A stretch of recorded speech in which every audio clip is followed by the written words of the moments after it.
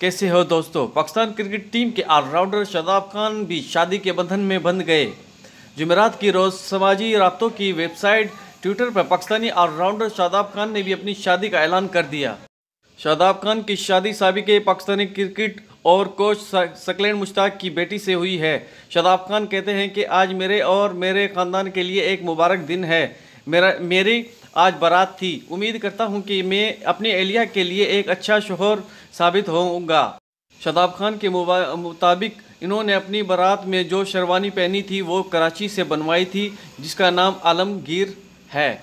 दोस्तों, ताज़ा अपडेट है। आज की वीडियो अच्छी लगे लाइक करें, शेयर करें, चैनल को ज़रूर सब्सक्राइब कर दें और कोई भी अपडेट आती रहेगी आप दोस्तों को पेश कर देंगे। इससे पहले 23 जनवरी को शादाब खान का निकाह हुआ था, जिसमें इनकी फैमिली समेत करीबी रिश्तेदार शरीक हुए थे और उसके बाद उसके दोस्तों ने भी शादी में बड़ा हल्ला गुल्ला किया। ताज़ा अपडेट है आज की दोस्तों। वीडियो अच्छी लगे लाइक करें, शेयर करें, चैनल को ज़रूर सब्सक्राइब कर दें। आज तक के लिए इतना ही।